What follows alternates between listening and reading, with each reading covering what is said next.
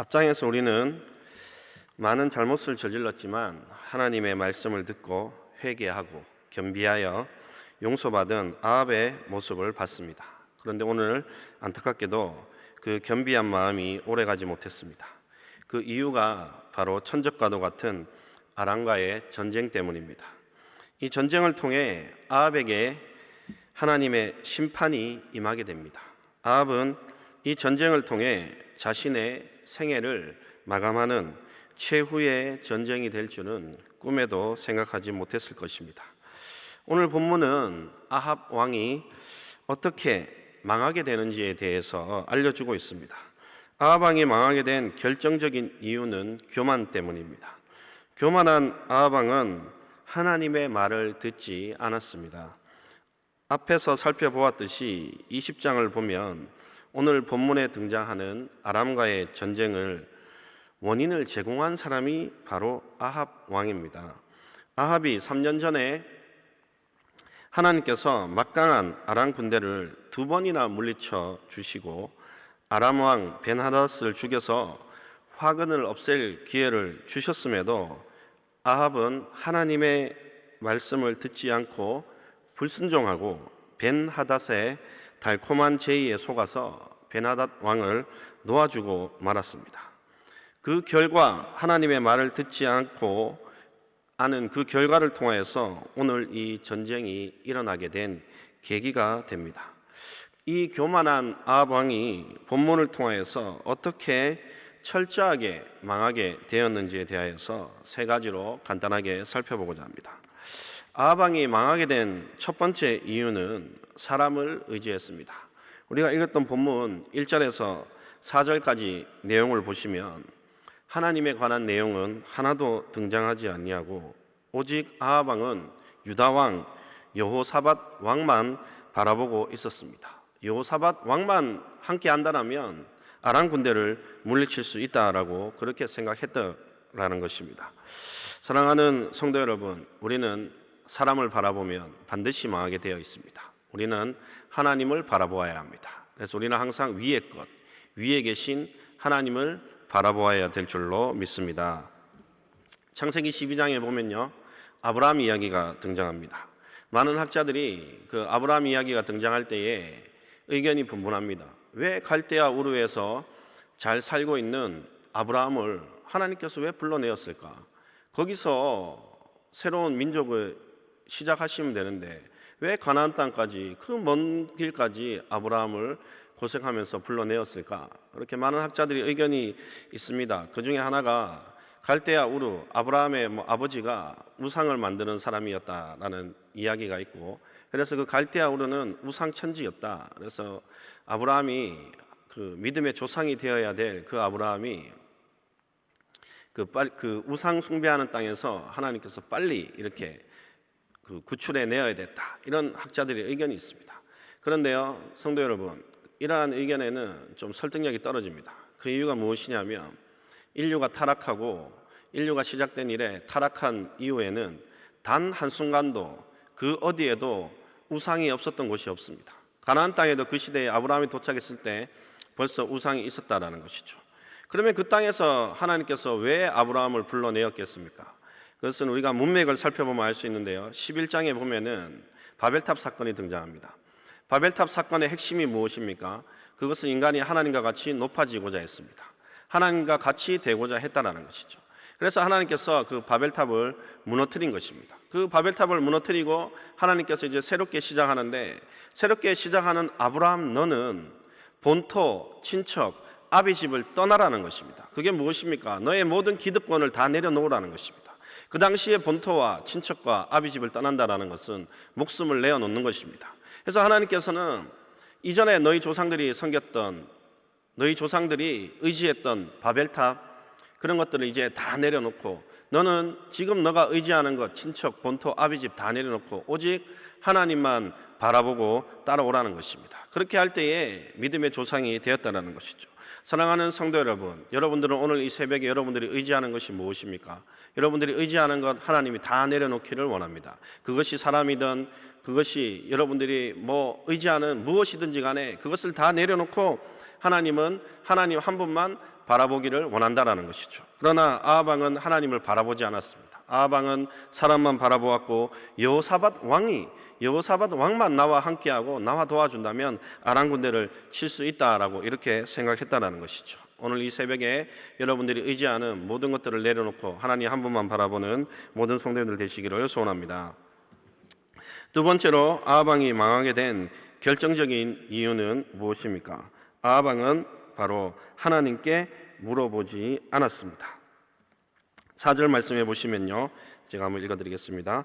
여호사밧에게 이르되 당신은 나와 함께 길랏 라못으로 가서 싸우겠느냐? 여호사밧이 이스라엘 왕에게 이르되 나는 당신과 같고 내 백성은 당신의 백성과 같고 내 말도 당신의 말들과 같으니이다. 5절입니다. 여호사밧이 또 이스라엘의 왕에게 이르되 청하건대 먼저 여호와의 말씀이 어떠하신지 물어보소서.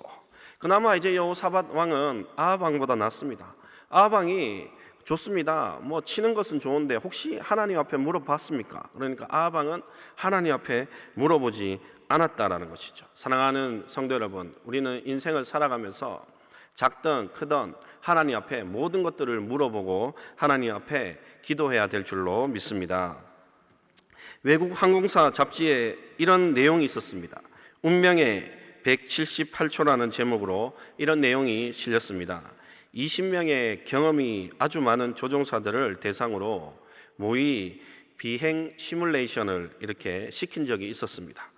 맑은 날씨에서는 아주 뛰어난 기술을 보이던 이들에게 구름과 폭풍우가 치고 시야가 완전히 마비되어 버리는 상황을 주었더니 이 20명의 베테랑 이 비행 조종사들이 전부 다 178초, 즉 거의 3분을 못 넘기고 다 추락해 버리더라는 내용입니다.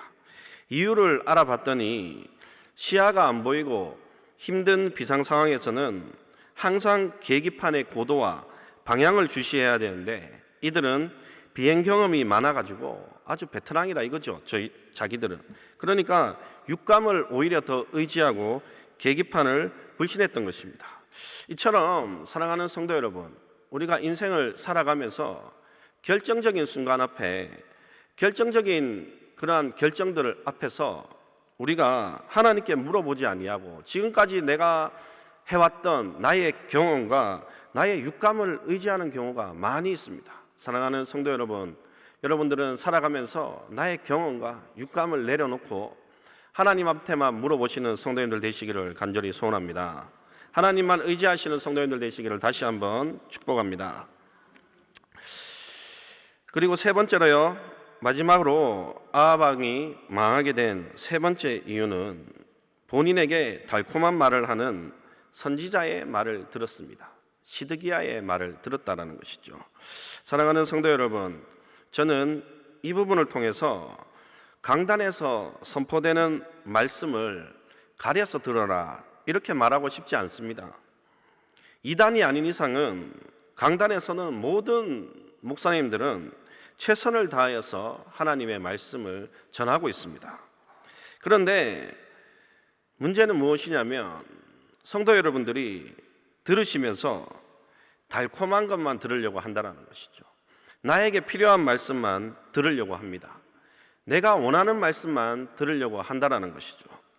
마음을 조금이라도 힘들게 하는 말씀을 들으면요, 오늘 저 김 목사가 오늘 새벽부터 나를 치네 이렇게 생각하시는 분들이 있습니다. 어떤 성도님들은요, 하나님의 말씀을 받고 변화가 되는데 어떤 분들은요, 말씀을 들으면서 새벽부터 왜 저래 망하는 얘기를 하노? 저 목사님은 새벽부터 내가 망하면 좋겠는가? 이렇게 생각하시는 분들이 있다라는 것이죠. 사랑하는 성도 여러분, 우리는 하나님의 이 쓴 말씀도 들을 줄 알아야 합니다. 쓴 말씀을 듣고 변화가 되어야 됩니다. 그런데 이게 무엇이 달콤한 말씀이고 무엇이 쓴 말씀인지 그게 결정적인 기준이 되는 것이 있습니다. 오늘 본문에도 앞서서 제가 잠깐 설명드렸지만 아하방도 보면요, 아하방은 지금 자기는 아람 군대를 치고 싶어서 지금 막 완전 이렇게 거기에만 온전히 모든 것이 집중되어 있습니다. 치고 싶어서 뭐 마음이 굴뚝 같습니다. 아람 군대를. 근데 아람 군대가 지금 그 사이에 힘이 워낙 막강해졌으니까 혼자 안 되니까 여호사밧을 의지하고, 그런 가운데 이제 조금이라도 이제 하나님을 의지하는 여호사밧 왕이 하나님께 물어보았냐. 그러니까 이제 그제서야 조금 정신을 차리고 하나님께 물어보는데, 그런데 그런 거짓 선지자 시드기야가 자기가 지금 치고 싶은 그 마음을 합리화시켜 주기를 원하고 있습니다. 시드기야는 뿔까지 만들고 400명의 거짓 선지자들이 올라가서서 무조건 승리합니다. 그러니까 아합 왕은 역시 내 생각이 맞구나, 이게 달콤한 말이라는 거죠. 나의 생각을 확립시켜 주는 것, 나의 계획을 합당하게 하는 것, 그게 하나님의 말씀이 아닙니다. 여러분들이 계속해서 하나님의 말씀을 들으면서 나의 고집과 나의 아집과 나의 모든 것들을 더욱더 견고하게 확고하게 나의 마음을 이렇게 만들어 간다라고 한다면, 그것은 어떻게 보면은 하나님의 말씀이 아닌 여러분들이 듣기 좋아하는 나의 모든 것들을 합리화시키기, 말씀을 통해서 합리화시키기 원하는 달콤한 말일 확률이 많다라는 것이죠. 그렇지만 하나님의 쓴 말씀이 선포될 때에 그 말씀을 가지고 내가 저 목사님이 나를 치네, 그런 것이 아니라 이 쓴 말씀이 선포될 때에 그 말씀을 통하여서 가슴이 찔리고 마음이 찔리고 눈물이 나고 회개가 일어나고, 그리고 여러분들 무엇보다 가장 변하지 않는 여러분들의 삶이 변화된다고 할 때에, 그때에 하나님의 말씀이, 진정한 말씀이 선포된다라고 생각하시면 됩니다. 그래서 사랑하는 포도원교회 모든 성도 여러분, 오늘 이 아합 왕에 망하게 된 이 세 가지 길을 반면 교사로 삼으셔서 이 새벽에 나와서 말씀을 듣는 우리 포도원교회 모든 성도 여러분들은 망하지 않는 길로 가시기를 간절히 소원합니다. 기도하겠습니다. 하나님 아버지, 은혜와 사랑을 감사합니다. 우리 사랑하는 성도님들이 새벽부터 하나님 앞에 나와서 간절히 기도하며 나아갑니다. 우리의 모든 기도를 하나님 들어주시고 응답하여 주시옵소서. 오늘 말씀처럼 무엇보다 사람을 의지하지 아니하고 하나님만 의지하게 하여 주시고, 하나님께 물어보고 무엇보다 하나님의 말씀을 잘 듣는 우리 모든 성도님들 되게 하여 주셔서 우리의 삶이 변화되는 역사가 있게 하여 주시옵소서. 하나님 아버지, 포도원교회를 이 시대에 남다르고 특별하게 사용하여 주시고 우리 교회를 통하여서 하나님 죽어가는 수많은 영혼들이 주께로 돌아오는 역사가 있게 하여 주시고, 하나님 아버지, 또 김문은 담임 목사님 영육간의 강건함으로 붙들어 주시옵소서. 이 나라 이 민족을 불쌍히 긍휼히 여겨주시고 이 땅 가운데 하나님의 정의와 공의가 선포되게 하여 주시고 이 백성들 가운데 하나님의 구원의 역사가 흘러갈 수 있도록 하나님께서 역사하여 주시고 이 백성들 가운데 죽어가는 수많은 영혼들 주께로 돌아오는 역사가 있게 하여 주시옵소서.